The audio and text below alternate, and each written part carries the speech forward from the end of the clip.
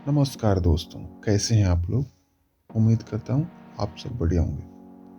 दोस्तों, आज एक बहुत बढ़िया टॉपिक लेकर आया हूँ आप लोगों के लिए। इस टॉपिक पे बात करके हम लोग समझने की कोशिश करेंगे कि इस टॉपिक का इम्पोर्टेंस कितना है अपनी लाइफ में। दोस्तों, आज का जो टॉपिक है वो है कि पहले खुद की मदद करो, फिर दूसरों की मदद करो। दोस्तों, बात जब मदद करने की आती है तो उतावलेपन में कोई भी इंसान किसी की भी मदद करने के लिए कहने लगता है कि मैं मदद करूँगा उनकी। लेकिन यहाँ ज़रूरी ये है कि हम पहले अपने लिमिटेशंस को जानें। अगर हमारी खुद की लिमिटेशंस छोटी है तो उसको हमें बढ़ाना होगा। उसके लिए क्या करना होगा? उसके लिए अपने आप पे काम करना होगा, बेहतर ढंग से काम करना होगा। जहाँ ये रियलाइज़ हो रहा है कि हम इस पॉइंट पे कम हैं, उस पॉइंट को निखारने के लिए, उस कमी को दूर करने के लिए हमें बार बार सही तरीके से काम करना होगा, ताकि हमारी लिमिटेशंस इम्प्रूव हो जाए और फिर हम किसी की मदद करने की पेशकश कर सकें। हम किसी की मदद करें और वास्तव में वो मदद जेन्युइन मदद होगा। जब आपके सामने कोई भी समस्या आ रही है तो उस समस्या को सही ढंग से समझने की आप कोशिश करें। समस्या वास्तव में क्या है, अगर आप उसको ठंडे दिमाग से सोच के समझ लेंगे तो फिर उसके बाद आपका काम होता है कि उस समस्या को कैसे सुलझाया जा सकता है। क्योंकि हर एक समस्या का कुछ ना कुछ सलूशन तो होता ही है। कभी कभी घबरा के हम सलूशन नहीं ढूंढ पाते, जबकि सलूशन हमारे पास ही होता है और हम इधर उधर भटकते रहते हैं। हम इससे पूछते हैं, उससे पूछते हैं, पता नहीं किस किस से पूछते हैं कि हमारी ये समस्या है, ज़रा कोई उपाय बताओ ना यार। और लोग कुछ अलग ही बता देते हैं आपको। शायद उससे आपकी समस्या सुलझने के बजाय उलझती ही चली जाती है और फिर आपको अपने समस्या का समाधान किसी भी सूरत में नहीं मिलता। ये वही बात हो गई कि जैसे कि कस्तूरी हिरन के नाभि में ही होता है, मगर वो उसे ढूंढने के लिए कहाँ कहाँ नहीं भटकता, हर जगह जाता है वो। क्योंकि कस्तूरी की जो खुशबू होती है ना, उस खुशबू को वो महसूस तो कर रहा होता है, मगर उसको पता नहीं होता कि वो कस्तूरी उसकी नाभि में ही है। उसे लगता है कि खुशबू कहीं और से आ रही है, फिर वो उस जगह जाता है, फिर उसके बाद कहीं और जाता है। वो जहाँ भी जाता है उसको लगता है खुशबू कहीं दूर से आ रही है। इस वजह से ना वो भटकता ही रहता है। लेकिन हम तो इंसान हैं ना, हमें भटकना नहीं है, हमें भटकने से अपने आप को बचाना है। और इसके लिए ज़रूरी है सही चीज़ को समझना, समस्याओं को समझना और उनका निदान करना। अगर हम किसी समस्या को वास्तव में रियलाइज़ कर रहे हैं और उसका समाधान ढूंढ पा रहे हैं, तो आप यकीन मानो कि उससे रिलेटेड कोई भी समस्या होगी, किसी के पास भी होगी, तो आपसे जब वो अपनी समस्या शेयर करेगा, आप अपने अनुभव के आधार पे उसकी मदद कर पाओगे। तो मैं यहाँ ये बोलूँगा कि अपने अनुभव को बढ़ाने की ज़रूरत है आपको। दोस्तों, अक्सर हम ये चाहते हैं कि हमारा प्रभाव दूसरों की लाइफ पे बना रहे। हम चाहते हैं कि कोई भी चेंजेस हो, हम जो बोलें उसके आधार पे जो चेंजेस हो वो लोगों में दिखे। लेकिन यहाँ पे ये समझना बहुत ज़रूरी हो जाता है कि जिस प्रभाव की हम बात कर रहे हैं, क्या वो हमारे खुद के अंदर है?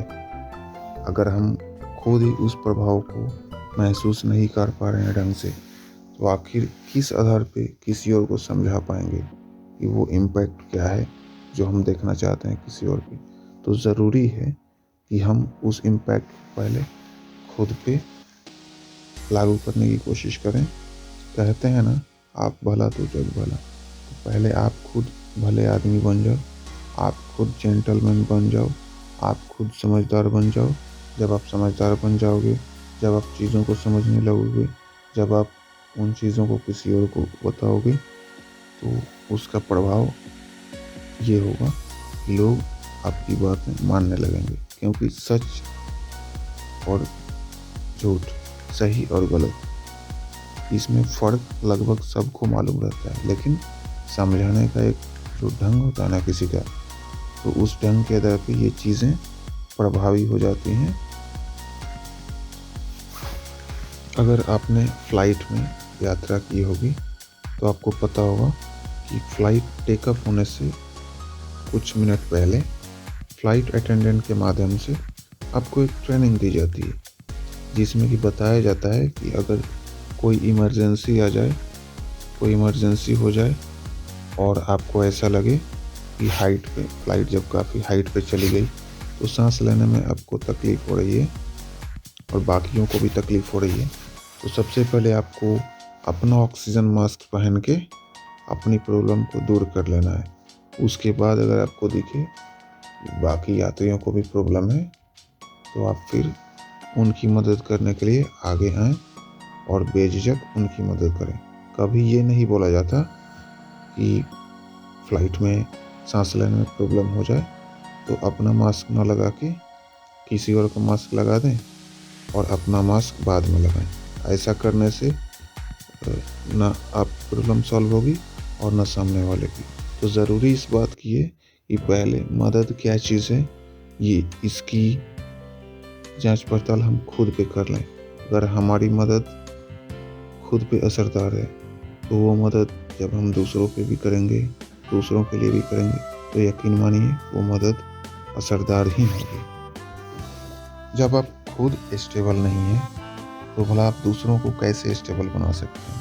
मान लीजिए आपके पास कोई जॉब नहीं है, आपका कोई खास रूटीन नहीं है, तो जब आपके पास कोई जॉब नहीं है तो आप किसी को ये सलाह कैसे दे सकते हैं कि तुमको ये जॉब करना चाहिए, ये जॉब बहुत ही बढ़िया है, जबकि आपको जॉब का कोई एक्सपीरियंस ही नहीं है। जब आपको ये पता नहीं कि टाइम की सही वैल्यू क्या है, टाइम को कैसे मैनेज किया जाता है, टाइम कितनी इम्पोर्टेंट चीज़ है, तो आप टाइम की वैल्यू किसी और को कैसे बता सकते हैं। हो ही नहीं सकता कि आप बता पाएँ। इसलिए किसी चीज़ की वैल्यू दूसरे को समझाने से पहले ये ज़रूरी होता है कि हम प्रॉपर वे में उस चीज़ की वैल्यू समझ पा रहे हैं कि नहीं। तभी हम समझाएंगे तो सामने वाले को भी फ़ायदा होगा, वरना उसको भी नुकसान होगा और आप तो नुकसान में हैं ही। दोस्तों, कभी हो सकता है कि कोई इंसान आपके पास आए और वो बताए कि उसको फलाना बीमारी लग चुका है, वो उस बीमारी से परेशान है, समझ में नहीं आ रहा है कि वो क्या करे। तो आप अपने एक्सपीरियंस के आधार पे उस पर्सन को ये बता सकते हैं कि जो बीमारी तुम बता रहे हो उस बीमारी का एक्सपर्ट फलाने डॉक्टर हैं, मैं उनको जानता हूँ या उनके बारे में मैंने सुना है। आप वहाँ जाओ और वहाँ जाकर अपनी प्रॉब्लम बताओ, आपको अपनी प्रॉब्लम का सटीक समाधान मिल जाएगा और आप बीमारी से मुक्त हो जाओगे। मान लीजिए हो सकता है कि आप भी शायद उसी तरह की बीमारी से जूझ रहे हो और आप स्मार्ट बनने के चक्कर में उस पर्सन को बोलो रुको रुको, तुम वेट करो, मैं घर पे जाता हूँ, डॉक्टर साहब ने जो प्रिस्क्रिप्शन मुझे दिया था, जो दवाइयाँ खा के मैं ठीक हुआ था, वही पुर्जा मैं तुमको दे देता हूँ, तुम काहे को जाओगे 200 400 500 रुपये फीस में।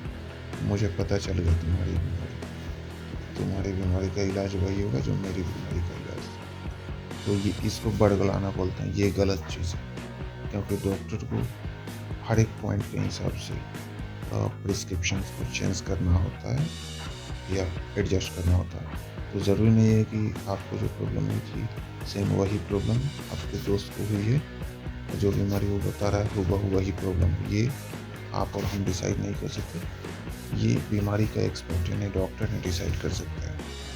तो ज़रूरी है कि आप उसकी प्रॉब्लम को अगर सही से समझ पाए, उसकी बीमारी को समझ पाए और ये दिमाग लगा पाए कि इस बीमारी का अच्छा डॉक्टर कौन है आपके शहर में या उस इलाके में, तो उस पर्सन को आप वहाँ भेज दीजिए, उसको लाभ मिल जाएगा। अगर आपको नहीं पता तो आप फिर किसी दूसरे जानकार इंसान से पूछ सकते हैं इस बीमारी के अच्छे डॉक्टर कौन से हैं अपने एरिया में, तो आप अपने दोस्त को वहाँ भेज दो।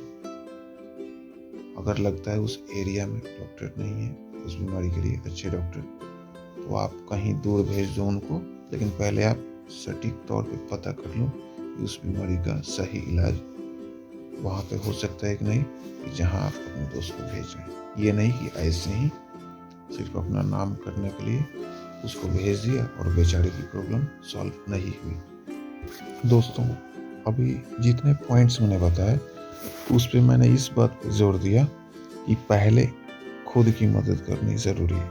पहले आप खुद की मदद करो, पहले आप खुद का आत्मविश्वास बढ़ाओ, पहले आप अपनी समस्याओं को खुद सुलझाने की कोशिश करो और उसको सुलझा भी लो। तो समस्याओं का निदान कैसे करना है उस चीज़ को आप एक्सपीरियंस कर लो। अगर आप सोसाइटी में कोई चेंजेस चाहते हो तो पहले अपने आप में कुछ चेंजेस लाने की कोशिश करो। आप रिपीट करो जो चेंजेस आप लाना चाहते हो, उसको रिपीटेडली तौर पे कोशिश करो। ये आपसे हो पा रहा है कि नहीं। अगर आपसे हो पा रहा है तो आप समझ लो कि आप में क्वालिटी है और आप दूसरों में भी चेंजेस ला सकते हो। तो ये कुछ मोटी मोटी बातें हैं जिन पे अगर आप ध्यान दें तो आप आसानी से समझ सकते हैं कि पहले खुद की मदद की जाए तो दूसरों की मदद बेहतर ढंग से की जा सकेगी। धन्यवाद दोस्तों। अगर ये वीडियो पसंद आए तो कृपया मेरे चैनल को लाइक करें, शेयर करें और सब्सक्राइब करें।